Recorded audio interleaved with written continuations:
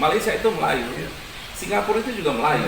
Jadi ketika kebangsaan Melayu itu ada di 3 negara yang masing-masing negara dibatasi oleh administrasi otoritatif negara, maka sebenarnya yang dibatasi itu kulturnya kah atau administrasi wilayahnya?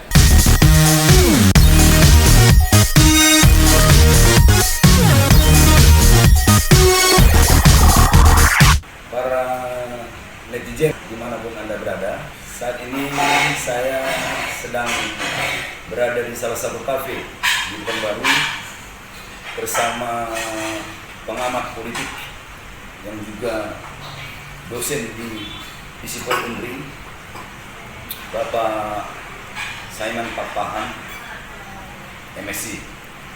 Beliau ini juga kerap didaulat oleh sejumlah media menjadi narasumber untuk memberikan pencerahan, mengeduket masyarakat dari dimensi politik, sosial, dan geopolitik. Selamat pagi menjelang siang. Selamat pagi menjelang siang. Saya manggil abang, ya, karena manggil abang itu lebih akrab daripada perwilan bapak-bapak itu. Nanti kita panggil beliau ini di kampus loh, bapak ini terhormat, bapak. Baik. Saya ingin mengulik. Saya mendengar ada Pak Saiman ini calon doktor di bidang hukum internasional, hubungan internasional. Boleh Pak Saiman berikan sedikit apa topik atau tema yang Pak Saiman angkat? Jadi sesuai dengan pertanyaan Bang Yanto tadi, saya sedang melakukan riset lapangan di sekitar pesisir Provinsi Riau. Jadi kalau mau diangkat, judulnya itu adalah konstruksi identitas masyarakat perbatasan Indonesia dan Malaysia. Studinya ada di Meranti dan di Bengkalis. Nah, sebenarnya dia bisa didekati oleh berbagai macam perspektif keilmuan ya. Nah, saya coba bisa didekati dari hubungan internasional dan bisa didekati dengan pendekatan politik. Nah, saya kira yang aplikatif dan bisa dijadikan rekomendasi buat pengambil keputusan baik di tingkat Jakarta maupun di daerah, tentu pendekatannya politik ya. Meski riset yang saya lakukan itu juga berperspektif hubungan internasional, tapi saya ingin masuk pada pendekatan politik. Nah, entitas masyarakat yang ada di perbatasan Indonesia dan Malaysia, Meranti dan Bengkalis, memiliki potensi untuk melakukan semacam perubahan karena ada di situ struktur politik yang dianggap tidak kondusif ya bagi masyarakat di perbatasan itu. Kemudian adanya agensi yang ada di masyarakat perbatasan yang selalu berinteraksi dengan seberang ya. Dengan negara tetangga. Nah, kalau misalnya kita investigasi keseharian masyarakat di perbatasan itu, mereka sudah ada di Malaysia bolak-balik itu sudah di awal tahun 70-an akhir, di 80-an awal. Nah, itu proses mereka bolak-balik itu nggak ada persoalan seperti hari ini.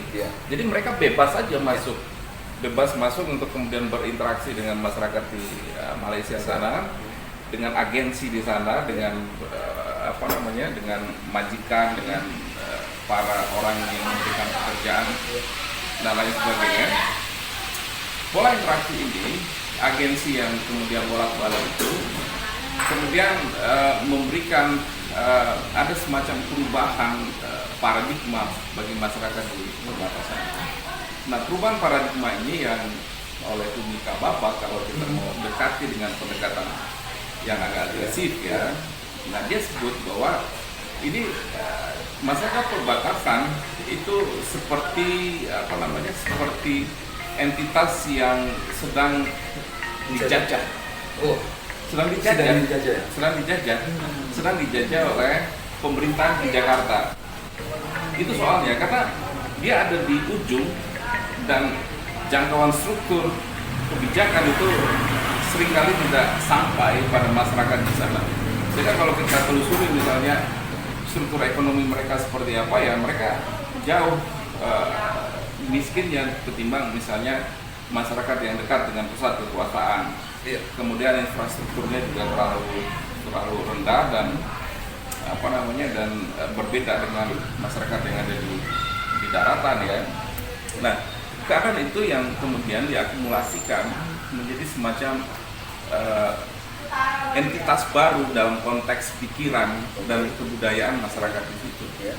Nah, dalam dalam kesempatan lain ini akan berpotensi untuk mengkristalisasi keadaan baru dalam konteks budaya untuk melakukan perlawanan diam-diam pada Jakarta.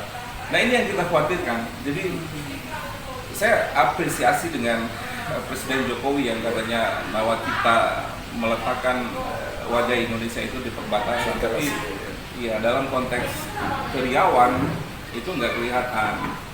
Maka sumber informasi masyarakat perbatasan itu juga mungkin akhir-akhir ini sudah mulai masuk di nasional. Tapi puluhan tahun ini kan mereka mengkonsum informasi yang ada di Malaysia. Jadi semua kultur, budaya, kebiasaan, ekonomi, terutama ekonomi itu mereka sangat tergantung pada Malaysia. Nah, Garuda di dadaku, ringgit di perutku. Nah itu kan semacam slogan yang ada di masyarakat perbatasan itu. Kemudian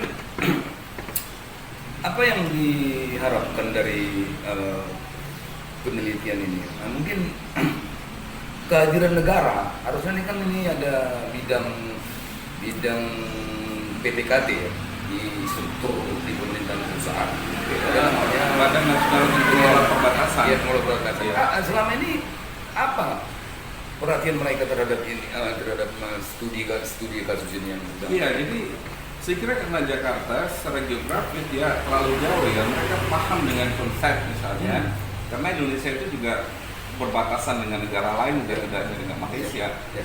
Nah, apalagi Riau memang agak khas karena perbatasannya itu laut. Kalau di Kalimantan Barat itu di Sambas itu dia darat, kemudian di Papua itu juga darat. Nah, kita itu laut, jadi laut.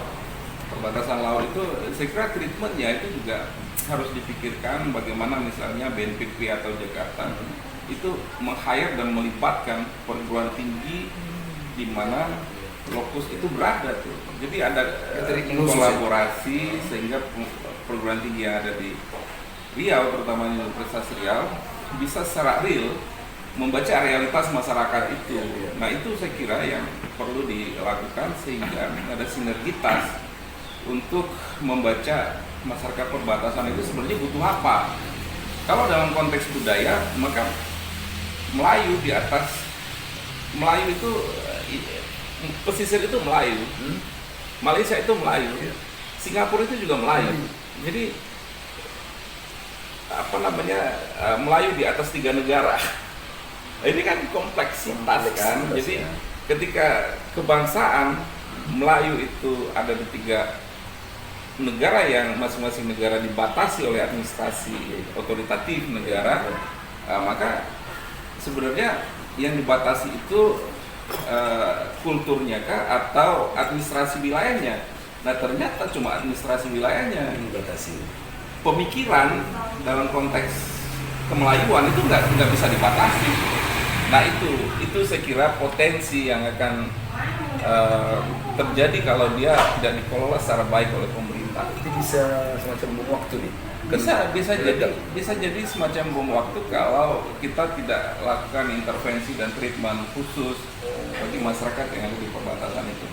Nah kita lihat misalnya selama pandemi COVID-19 dari tahun 2020 awal sampai sekarang itu ada sekitar untuk Bengkalis ya, ada sekitar 4.000 masyarakat yang bolak-balik itu diidentifikasi oleh pemerintah Kabupaten Bengkalis by name by address. Nah 4.000 ini ketika mereka nggak bisa masuk ke Malaysia, itu mereka mau ngapain?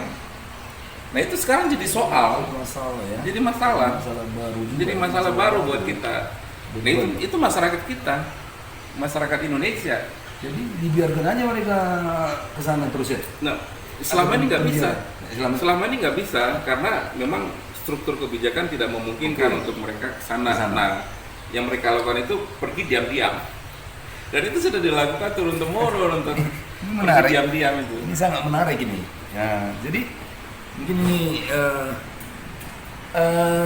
kira-kira apa nanti summary atau abstraks dari hasil penelitian studi kasus ini? Ya paling tidak kita menemukan bahwa struktur identitas masyarakat perbatasan itu punya kemiripan dan barangkali tidak ada yang mirip tapi memang inline dengan struktur kebudayaan lain di Johor, di negara-negara di Malaysia yang berbatasan itu Malaka. Karena dulu ketika kita tarik di zaman kolonialisme itu memang satu hamparan kerajaan Malaka itu satu hamparan ya, satu kerajaan Melayu termasuk misalnya kerajaan Siak sampai ke Siak, Bengkalis, Meranti itu sebenarnya mereka itu satu kebudayaan di situ. Nah tapi kan kemudian masa kolonialisme itu penjajahan pasca kolonialisme ini kan kemudian Malaysia dimerdekakan oleh Inggris,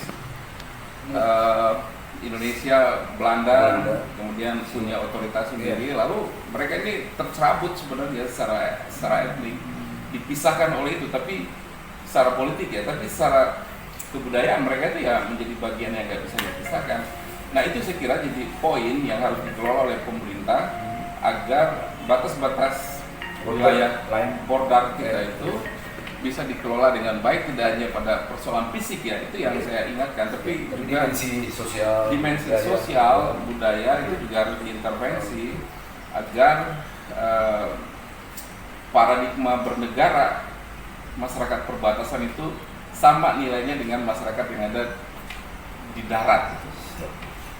Oke, demikian perbincangan saya dengan Bang Simon Parpahan, calon doktor yang mungkin gak lama lagi akan ujian tertutup dan terbuka.